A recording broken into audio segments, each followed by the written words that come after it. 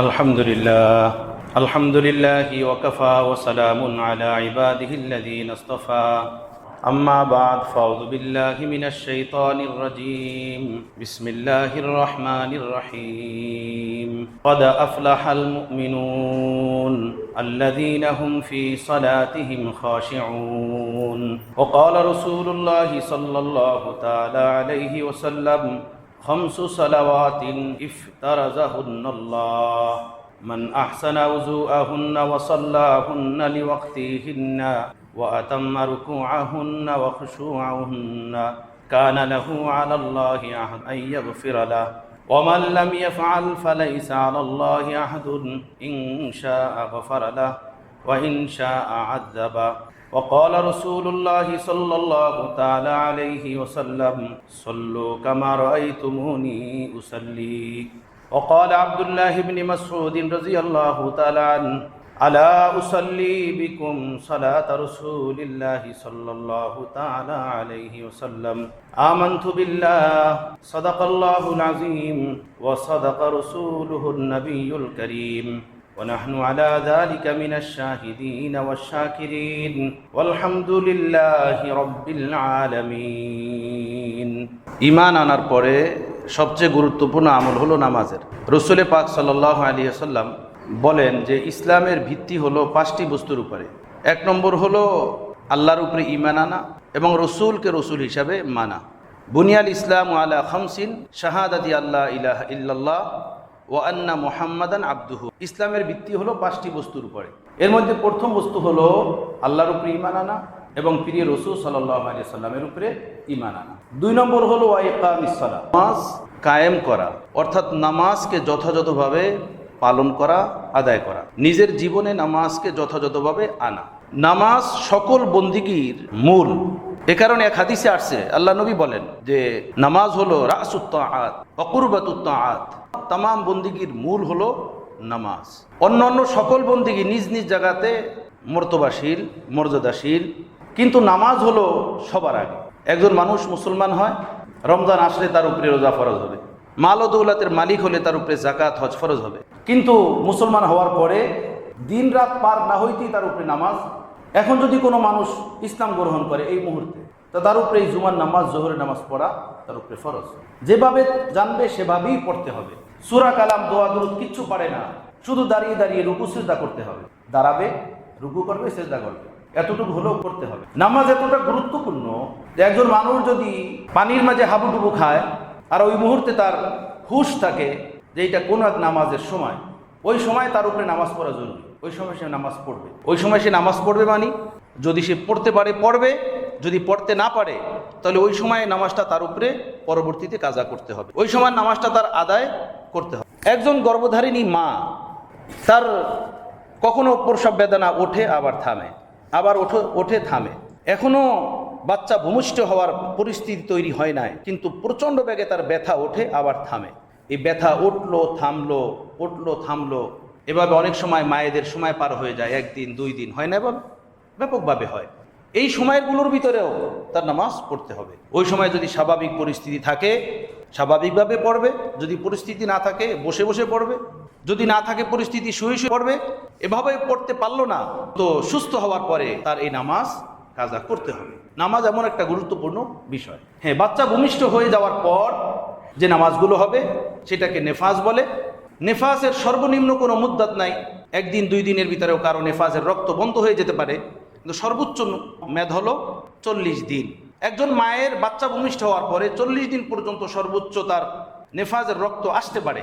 এই 40 দিন তার উপরে নামাজ নাই, তবে 40 দিনের আগে যখনই তার রক্ত বন্ধ হয়ে যাবে তার উপরে নামাজ পড়তে হবে।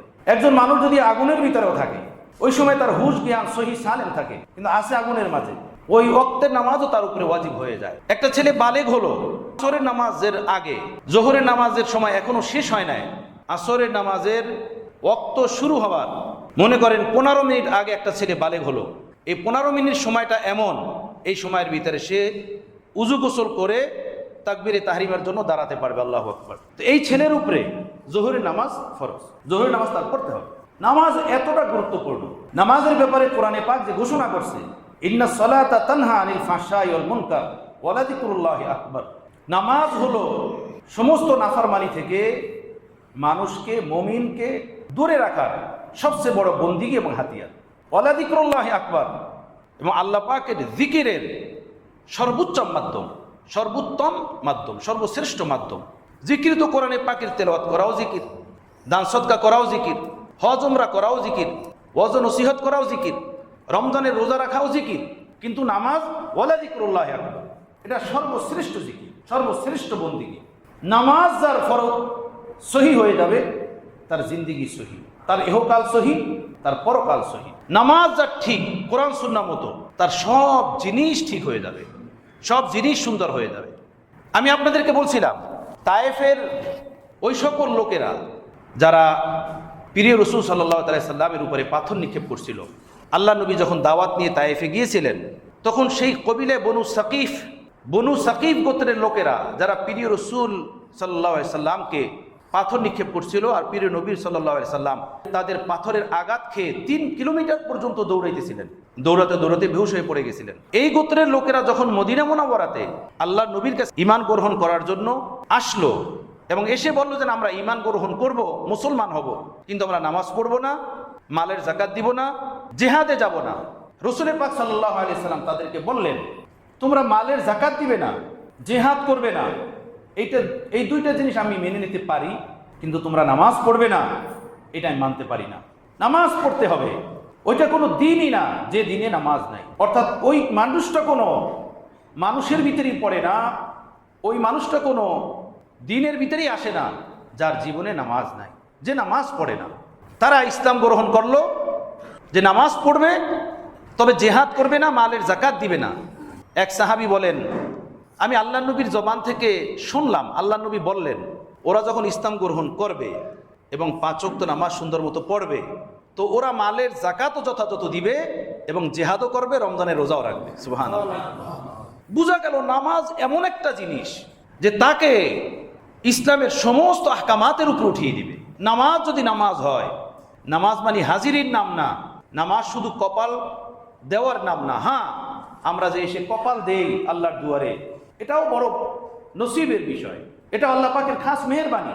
এটা যে মূল্যহীন তা বলছি না, এটা যে আমরা কদর করব না তা বলছি না, এটাও বড় কদরের জিনিস, এটাও বড় মূল্যবান জিনিস। কিন্তু এতটুকুই ক্ষান্ত না, এতটুকুই যথেষ্ট না। এই নামাজকে আরো সুন্দর করা, আরো নুরানি বানানো, আরো আলোকিত বানানো, সেমতো বানানো, যেভাবে নামাজ পড়ার হক, যেভাবে নামাজ পড়তে বলা হয়েছে, যেভাবে নামাজ প্রিয় নবী পড়তেন এবং শিক্ষা দিতেন, যেভাবে সাহাবায়ে কেরাম পড়তেন এবং শিক্ষা দিতেন। হযরত ওমর ফারুক রাদিয়াল্লাহু তাআলা আনহু আধা দুনিয়ার উপরে রাজত্ব ছিল, খেলাফত ছিল, যাকে দেখে শয়তান রাস্তা ছেড়ে দিত। এই হযরত ওমর ফারুক রাদিয়াল্লাহু তাআলা আনহু এক জায়গাতে যেতেন আর লোকদেরকে বলতেন, আসো তোমরা আমার কাছে, দেখো আমি তোমাদেরকে নামাজ দেখাই, নামাজ শিখাই, আল্লাহ নবী কিভাবে নামাজ পড়তেন, আমি তোমাদেরকে নামাজ শিক্ষা দিব, আসো।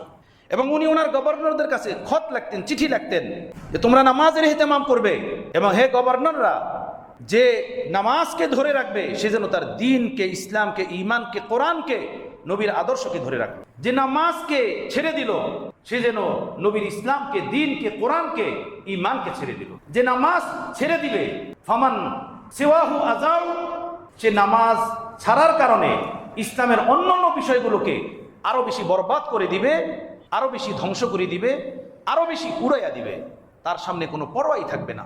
এজন্য তোমরা নামাজের হেফাজত করবে। হযরত আব্দুল্লাহ ইবনে মাসউদ রাদিয়াল্লাহু তাআলা আনহু সাহাবাদের মাঝে, এবং উনি যেখানে যেতেন সেখানে এলান করতেন, আলা উসাল্লিমুকুম সালাত রাসূলিল্লাহ সাল্লাল্লাহু আলাইহি সাল্লাম, আমি কি তোমাদেরকে পড়ে দেখাবো না, হাতে ধরে শিক্ষা দিব না? ওই নামাজ যেটা প্রিয় নবী পড়তেন, প্রিয় নবীকে যেভাবে আমরা পড়তে দেখেছি, সেই নামাজ কি শিক্ষা দিব না? আমার ভাইয়েরা, সারমর্ম কথা হলো এই, নবীর ভিতরে এই জজবা ছিল, মেম্বারে দাঁড়িয়ে ডাকতেন, কাছে এসো, আমার নামাজ দেখো, আমার রুকু সেজদা দেখো, আমার ইবাদত দেখো। আমার পরে দূর দূর থেকে তোমাদের কাছে লোকেরা আসবে, দলে দলে লোকেরা আসবে, তাদেরকে তোমরা এই দ্বীন শিক্ষা দিবে, এই নামাজ শিক্ষা দিবে, ঈমান শিক্ষা দিবে। নামাজ একটা শিখার জিনিস, নিজের ভিতরে আনার জিনিস, ইহতেমামের সাথে এটা অর্জন করার জিনিস। আমরা যে ছোট্টবেলাতে বাবার হাত ধরে, দাদা নানার হাত ধরে, বড় ভাইয়ের হাত ধরে মসজিদে আসছি, আর যে রুকু সেজদা দেওয়া শুরু করেছি, ওই রুকু সেজদা চলতেছে আজও, আজকেও সেই রুকু সেজদা করতে। কখনো আমাদের মধ্যে একটা বারের জন্য ফিকির তৈরি হয় নাই যে আমি আমার নামাজটাকে নামাজ বানাই, নামাজটাকে সুন্দর বানাই, সুন্নত মতো বানাই। আমার ভাইয়েরা, আপনারা জানেন ভারতের এক মহান ব্যক্তি ছিলেন, দারুল উলুম দেওবন্দের উনি প্রধান মুফতি ছিলেন, হযরত মুফতি মোহাম্মদ শফি রহমতুল্লাহ আলাই। সারা দুনিয়ার শ্রেষ্ঠ আলেম হযরত মুফতি তাকি উসমানী দামাত বারকাতুহুম ওনার বাবা। পাকিস্তান হয়ে যাওয়ার পরে উনি ভারত থেকে হিজরত করে পাকিস্তান চলে গেছেন। তাহলে যাওয়ার পরে পাকিস্তানের উনি শ্রেষ্ঠ মুফতি ছিলেন, মুফতি আজম পাকিস্তান হযরত মুফতি মোহাম্মদ শফি রহমতুল্লাহ আলাই। তাফসিরে মারিফুল কোরআন আমরা অনেকে পড়ি, এটার বাংলা অনুবাদ হয়েছে। মাসিক আল মদিনার সম্পাদক হযরত মাওলানা মহিউদ্দিন খান সাহেব হুজুর এটার একটা বাংলা করছেন, যেটা ব্যাপকভাবে পাওয়া যায়। সৌদি থেকে ছাপানো হয়েছে, আমাদের ইসলামী ফাউন্ডেশন থেকে ছাপানো হয়েছে। এই মারিফুল কোরআনের মূল যিনি লেখক হযরত মুফতি মোহাম্মদ শফি রহমতুল্লাহ আলাই, পাকিস্তানের শ্রেষ্ঠ আলেম, শ্রেষ্ঠ মুফতি। উনি বলেন যে মাসালা লিখতে লিখতে, ফতোয়া দিতে দিতে, হাদিস এবং ফিকহ কিতাব পড়াতে পড়াতে আমার জীবনে 60টি বছর পার হয়ে গেছে, 60 বছর। এরপরেও নামাজ পড়তে গিয়ে কখনো এমন অবস্থাতে আমি দাঁড়িয়ে যাই যে এরপরে আমি আর খুঁজে পাচ্ছি না আমি আগে কি করব, আমার এই নামাজটা হলো কি হলো না। নামাজ ছেড়ে দিয়ে কিতাব দেখতে হয়, কিতাবে মাসলা খুঁজতে হয় যে আমার নামাজের এই মুহূর্তের অবস্থাটা কি। সুবহানাল্লাহ ওয়া বিহামদিহি। মুফাসসির, ফকিহ, মুহাদ্দিস, ওলি, যুগ শ্রেষ্ঠ আলেম, যুগ শ্রেষ্ঠ মুফতি, ওনার যদি এই অবস্থা হয় যে 60টি বছর পর্যন্ত মাসালা ফতোয়া দিতে দিতে জীবন পার করে দিলেন, এরপরেও নামাজে এমন স্থানে কি দাঁড়িয়ে যান কখনো যে আগের বিষয়টা কি হবে ওই মাসালা ওনার জানা নাই, ওইটা উনি বুঝতে পারতেছেন না। জানা নাই মানে যেখানে উপস্থিত নাই। নামাজ ছেড়ে দিয়ে দেখতে হয় বা নামাজ কমপ্লিট করে দেখতে হয় নামাজটা হলো কি হলো না। উনি বলেন তা আমাদের মতো মানুষের যদি এই হালাত হয়, তো যারা আম্মাতুল মুসলিমিন, সাধারণ মুসলমান ভাইয়েরা, তাদের নামাজের কি অবস্থা, তাদের নামাজের কি হালাত। সেই হিসাবে সাধারণ মুসলমান ভাইদের ভিতরে সেই প্রেরণা তো নাই, সে আবেগ আগ্রহ তো নাই, নামাজ ঠিক করার, সুন্দর করার সেই স্পৃহা তো ভিতরে পয়দা হয় না। বাস 10 জনে পড়তেছে, আমিও পড়তেছি, গোসল করে উজু করে চলে আসতেছি। এভাবে তো নামাজ হয় না, এভাবে তো আল্লাহ রসুলের বাতলানো নামাজ হয় না। এটা আমার মনের নামাজ হতে পারে, আমার নামাজ হতে পারে, কোরআন সুন্নাহের নামাজ তো না। আল্লাহ নবী মসজিদে নববীতে বসা, এক সাহাবী আসলেন, এক পাশে দাঁড়িয়ে এসে নামাজ পড়লেন। নামাজ শেষ করে প্রিয় নবীর সামনে এসে বললেন, ইয়া রাসূলুল্লাহ আসসালামু আলাইকুম। আল্লাহ নবী বললেন, ওয়া আলাইকুমুস সালাম ওয়া রাহমাতুল্লাহ, কুম ফাসাল্লি ফা ইন্নাকা লাম তুসাল্লি। সালামের উত্তর দিয়ে আল্লাহ নবী তাকে বললেন, তুমি আবার দাঁড়িয়ে যাও, কেননা তুমি নামাজ পড়ো নাই, যাও নামাজ পড়ে আসো। ওই সাহাবী গেলেন, নামাজ পড়লেন, নামাজ পড়ে আবার আল্লাহ নবীর কাছে আসলেন, আল্লাহ নবীকে সালাম দিলেন, আল্লাহ নবী সালামের উত্তর দিলেন। দ্বিতীয়বার আবার বললেন, কুম ফাসাল্লি ফা ইন্নাকা লাম তুসাল্লি, যাও তুমি নামাজ পড়ো, নামাজ আদায় করো, কেননা তুমি নামাজ পড়ো নাই। ওই সাহাবী দ্বিতীয়বার গেলেন, নামাজ পড়লেন, নামাজ পড়ে আসলেন, সালাম দিলেন, আল্লাহ নবী সালামের উত্তর দিলেন, আবার বললেন, যাও তুমি নামাজ পড়ো, তুমি নামাজ পড়ো নাই। এই সাহাবী তৃতীয়বার গেলেন, নামাজ পড়ে আসলেন, আল্লাহ নবীকে সালাম দিলেন, আল্লাহ নবী উত্তর দিলেন, আল্লাহ নবী তৃতীয়বার আবার বললেন, কুম ফাসাল্লি ফা ইন্নাকা লাম তুসাল্লি, যাও তুমি নামাজ পড়ো, নামাজ পড়ো নাই। এই সাহাবী তৃতীয়বার কি নামাজ পড়ে আসলেন, এসে চতুর্থবার সালাম দিলেন, আল্লাহ নবী আবার বললেন, যাও তুমি নামাজ পড়ো, নামাজ পড়ো নাই। চতুর্থবার এই সাহাবী নামাজ পড়তে না গিয়ে বললেন, ইয়া রাসূলুল্লাহ আরিনি ওয়া আল্লিমনি, আমাকে বলুন, আমাকে শিক্ষা দিন নামাজ কিভাবে পড়তে হয়, এবং ইয়া রাসূলুল্লাহ আমি এর থেকে সুন্দর নামাজ তো পড়তে পারি না, এর থেকে সুন্দর নামাজ আমি জানি না, আমি কিভাবে পড়বো, আমাকে শিক্ষা দেন। তখন আল্লাহ নবী পূর্ণাঙ্গ নামাজের চিত্রটা তাকে বলে দিলেন, যে নামাজে দাঁড়াবে কিভাবে, পাও কিভাবে রাখবে, দৃষ্টি কোথায় থাকবে, হাত কিভাবে বাঁধবে, রুকু কিভাবে করবে, যে বিষয়গুলো আমি গত সপ্তাহে আমি আপনাদেরকে বলেছিলাম সংক্ষিপ্ত আকারে। এই পূর্ণাঙ্গ চিত্র আল্লাহ নবী তাকে বললেন, এবং বললেন যখন নামাজ পড়বে ইতমিনানের সাথে নামাজ পড়বে, রুকু থেকে সোজা হয়ে ইতমিনানের সাথে দাঁড়াবে, 2 সিজদার মাঝখানে ইতমিনানের সাথে বসবে, এভাবে পূর্ণ নামাজটা পড়বে। এভাবে যদি নামাজ না পড়ো তো তাহলে তোমার নামাজ হবে না। আমার ভাইয়েরা বলুন তো, আমি যে নামাজ পড়ি তাহলে আমার নামাজের কি অবস্থা হবে, আমার নামাজের কি হালাত হবে, কি পরিস্থিতি হবে। ইসলামের বহু বিষয় সেটা তো অনেক পরের। রমজান আসলে রোজার মাসালার প্রয়োজন পড়ে, কোরবানি আসলে কোরবানির গরুর মাসালার প্রয়োজন পড়ে, হজে উমরাতে গেলে সেই মাসালার প্রয়োজন পড়ে, নিসাব পরিমাণ মালের মালিক হলে যাকাত দিতে হবে, সেই মাসলা মাসাইলের প্রয়োজন পড়ে। কিন্তু নামাজ এটা তো আমরা প্রতিদিন পড়ি, 5 বার পড়ি, 5 বারের ভিতরে 17 রাকাত ফরজ পড়ি, 32 রাকাত সুন্নাত পড়ি। আরো যদি কারো ভিতরে নফল, তাহাজ্জুদ, আওয়াবিন, ইশরাক, চাষ ইত্যাদি পড়ার আগ্রহ থাকে তো আরো না জানি কত পড়ি। কিন্তু আমার ভাই, নামাজ যদি নামাজ হয়, ওই 2টা রাকাতই যদি হয় তো লক্ষ রাকাত থেকে ভারী, লক্ষ রাকাত থেকে ওজনি, লক্ষ রাকাত থেকে মূল্যবান আল্লাহর দরবারে। যদি নামাজটা আমার সুন্নত মতো হয়, আল্লাহ নবীর বাতলানো তরিকা মতো হয়, ফরজ, ওয়াজিব, আদাব, মুস্তাহাব্বাতের খেয়াল রেখে হয়, তখন নামাজ নামাজ হয়, তখন নামাজ সুন্দর হয়। না হয়তো নামাজ শুধু এক ওঠক বৈঠক হলো, শুধু একটা দায়িত্ব পালন হলো। কোরআনে পাকের সূরাতুল মুমিনের শুরুতে আল্লাহ তাআলা বলছেন, ক্বাদ আফলাহাল মুমিনুন, নিশ্চিত মুমিন সফল কাম। মুমিন নিশ্চিত সফল কাম। এই সফল কামওয়ালা মুমিন কারা? সফলতা কাদের ভিতরে? আল্লাযীনা হুম ফী সালাতিহিম খাশিউন। 1 নম্বর গুণ, যারা নামাজ পড়ে খুশু খুজুর সাথে। আমি গত জুমা আপনাদেরকে বলছিলাম, নামাজের ক্ষেত্রে এই 2টা শব্দ ব্যবহার হয়, খুশু, খুজু। গত সপ্তাহে খুজু নিয়ে আলোচনা করছিলাম। খুজু কাকে বলে? খ, দোয়াত, ওয়াও, আইন, খুদু। এটা কাকে বলে? খুদু বলা হয় অঙ্গ প্রত্যঙ্গকে নড়াচড়া দেওয়া ছাড়া, হরকত করা ছাড়া, আল্লাহ নবীর বাতলানো তরিকা মতো আল্লাহর সামনে নামাজের ভিতরে হাজির করে দেওয়া, এটাকে বলা হয় খুদু। এই যে আমরা নামাজে দাঁড়িয়ে কাপড় ঠিক করি, দাড়ি ঠিক করি, এভাবে ওদিকে চুলকাইতে থাকি, টুপি ঠিক করি, পাগড়ি ঠিক করি, কত কিছু আমরা করি, এটা সম্পূর্ণ খুদুর খেলাফ, নামাজের আদাবের খেলাফ। ফুকাহায়ে কেরাম তো লিখেছেন, কোনো মানুষ যদি প্রয়োজন ছাড়া একটা কাশি দেয় নামাজের ভিতরে, প্রয়োজন নাই একটা কাশি দিল, তার নামাজ ভেঙে যাবে। প্রয়োজন ছাড়া কোনো মানুষ যদি শরীর চুলকায়, নামাজ ভেঙে যাবে। প্রয়োজন, চুলকানেরও প্রয়োজন হলো, শরীরের ভিতরে কোথায় চুলকানো হলো, একসাথে যদি এভাবে চুলকাইতে থাকি, যেভাবে আমরা নামাজের ভিতরে চুলকাই, দেখেন না, এভাবে চুলকাইতেই থাকি যতক্ষণ পর্যন্ত তৃপ্তি না হয়। ফুকাহায়ে কেরাম মাসালা কি বলেন? আমরা তো ব্যাংকের কাগজপত্র চিনি, দলিলপত্র চিনি, আমরা আমাদের প্রপার্টির জন্য বিশাল বড় বড় ফাইল তৈরি করতে হয়, সেইটা জানি। আমার ভাইরা, আখিরাতের ফাইল তৈরি যাতে হয় সেজন্য ফুকাহায়ে কেরাম হাজার হাজার পৃষ্ঠা নামাজের মাসলা মাসাইলের উপরে লিখে গেছেন, হাজার হাজার পৃষ্ঠা, শত শত কিতাব লিখেছেন এই নামাজের আদাবের উপরে, নামাজের সুন্নাতের উপরে, নামাজের মাসলা মাসাইলের উপরে হাজার হাজার পৃষ্ঠা লিখে ভরে দিছেন, যাতে আমাদের আখিরাতের প্রপার্টি, আখিরাতের জীবন সুন্দর হয়। হায়, ঘর বানায় 8 সুতা, 10 সুতা, 12 সুতার রড দিয়ে 200 বছর, 300 বছরের স্বপ্ন দেখে বানায়, আর ভাবে এই ঘর তো ক্ষণস্থায়ী, কয়দিন আর আমি থাকবো। ভাবে কি ভাবে না বলেন?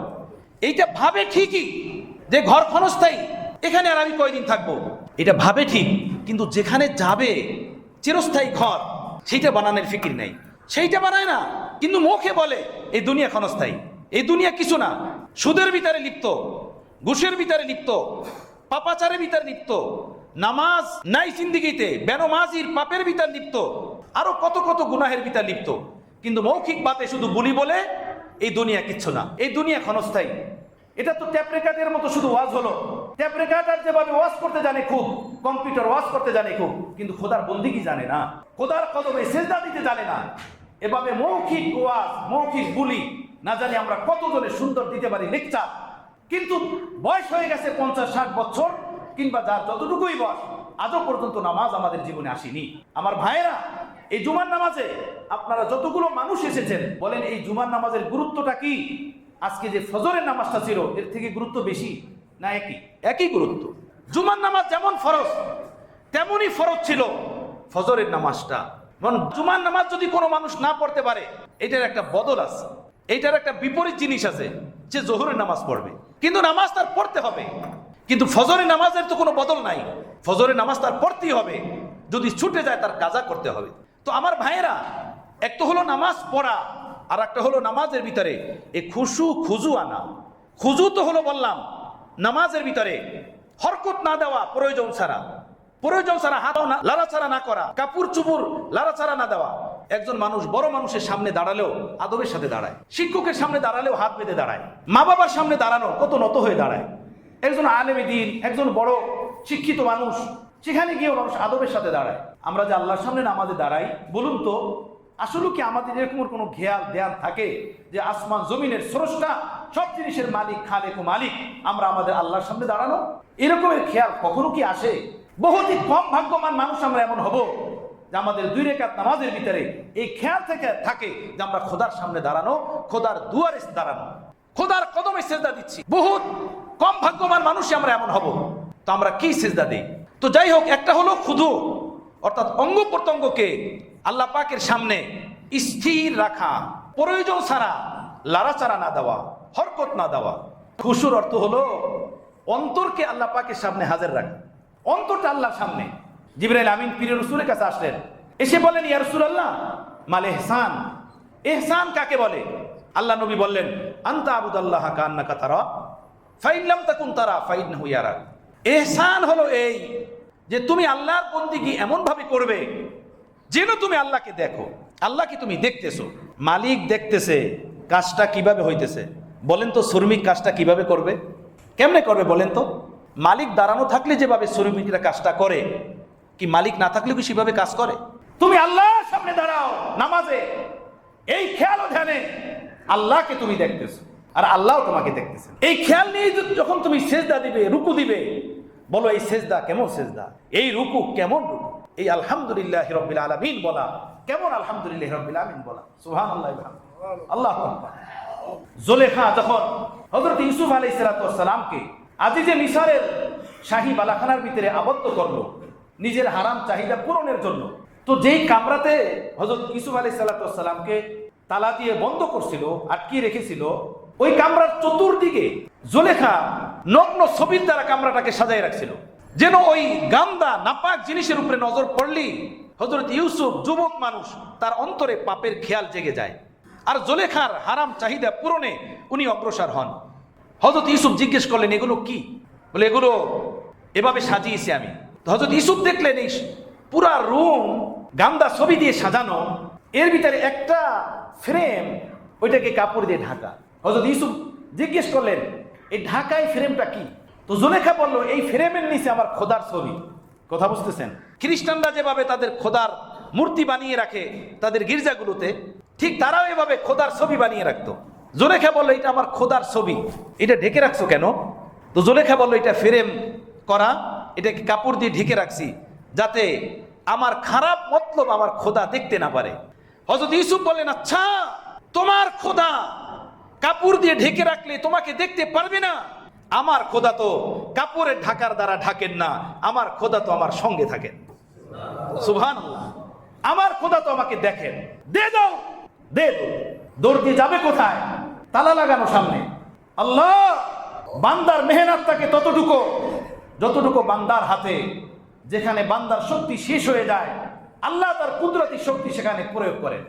তালা লাগানো ছিল কামরাগুলোতে, চাবি ইউসুফের হাতে ছিল না, কিন্তু কামরার এক প্রান্ত থেকে দরজা পর্যন্ত দৌড় দিয়ে যাওয়া এটা ছিল হযরত ইউসুফের হাতে, ইউসুফের সাধ্যে। উনি দরজা পর্যন্ত দৌড় দিয়ে গেলেন, আল্লাহ তার কুদরতি ক্ষমতায় তালাগুলো খুলে জমিনে ফেলে দিলেন। আনতাবুদাল্লাহ কান্নাকা তারা, আল্লাহর বন্দেগী করো সেভাবে যেন তুমি আল্লাহকে দেখো, আল্লাহ তোমাকে দেখেন, আল্লাহ তোমাকে দেখেন।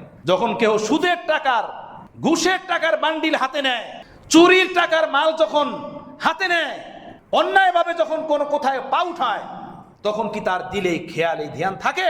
কখনো থাকে না। এই ধ্যান ও খেয়াল যদি থাকে তাহলে কোনো মানুষের সাধ্যে হতে পারে না সে পাপের কাজে, অন্যায় কাজে পাও বাড়াবে, কদম বাড়াবে। মুমিনের প্রতিটা কদম ইবাদত, মুমিনের জীবনের প্রতিটা পাও ইবাদত, প্রতিটা আমল ইবাদত, প্রতিটা বন্দেগী ইবাদত। 24 ঘন্টার হায়াত সে সেভাবে কাটাবে, আমি আমার আল্লাহকে দেখি, আমি দেখি না আমার আল্লাহকে। ফাইন লাম তাকুন তারা ফাইন্নাহু ইয়ারাক।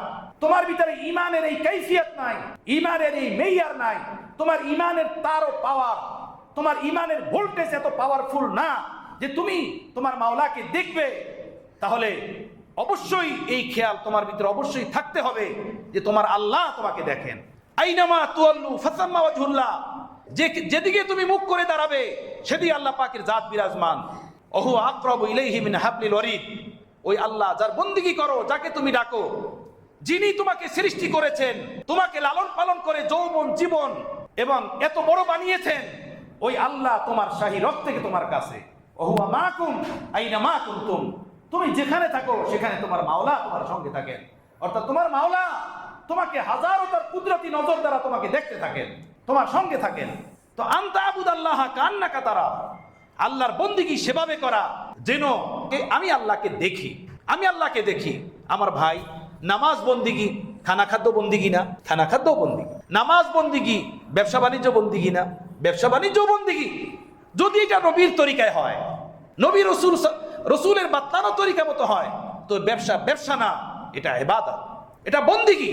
এই ব্যবসায়ীদেরকে কিয়ামতের ময়দানে নবী সিদ্দিকদের সাথে আল্লাহ পাক উঠাবেন, যারা সততার সাথে ন্যায়ের সাথে ব্যবসার যে তরিকাকার সেই মতো যারা ব্যবসা করবে। বন্দিগি শুধু নামাজ না, বন্দিগি জীবনের সকল কাজ বন্দিগি।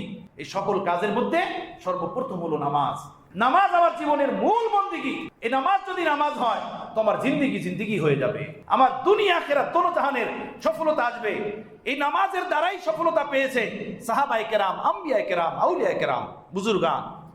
যাদের জীবনে সফলতা আসছে নামাজের দ্বারাই আসছে। আর আমাদের জীবনে ব্যর্থতা, আমাদের জীবনে যে নৈরাশী, আমাদের জীবনে যে হতাশা, আমার মুসলমান ভাইয়েরা, সত্যিকার কথা, আমরা নামাজ ধরতে পারি নাই, আমাদের ভিতরে নামাজ আসে নাই। আমরা নামাজ রসমি ভাবে পড়ি, দেখা দেখি ভাবে পড়ি। নামাজ যেভাবে পড়তে হয়, আদাব, সুন্নাত, মুস্তাহাব্বাত, ফরজ, ওয়াজিব এবং আরকানকে খেয়াল রেখে জেনে সেভাবে আমরা নামাজ পড়ি না। একটা ঘর বানালেও তার নিয়ম নীতি মেনে ঘর বানানো হয়। বলুন, নামাজের ভিতরে বাহিরে 13 ফরজ কয়জন মুসলমান ভাইয়ের আমাদের জানা আছে? জানা নাই। তো নামাজ পড়তে আসলাম, আমার একটা ফরজ ছুটে গেলে নামাজ তো হবে না। একটা ওয়াজিব ছুটে গেলে এই নামাজ আবার পুনরায় পড়া ওয়াজিব। নামাজের ভিতরে 14টা ওয়াজিব। আমি জানি না আমার এই ওয়াজিবগুলো হলো কিনা। তো একটা ওয়াজিব যদি ছুটে যায় তো নামাজ তো আমার হলো না, তাহলে আমি কি নামাজ পড়লাম? আমার ভাইয়েরা, এভাবে আমি 50-60 বছর পর্যন্ত নামাজ পড়লাম, দুনিয়ার এত কিছু নিয়ে লেখাপড়া করলাম, এত কিছু বুঝলাম, আর নামাজের বাহিরে ভিতরে 13 ফরজ, নামাজের ভিতরে 14 ওয়াজিব, এরপরে 51টা সুন্নাত।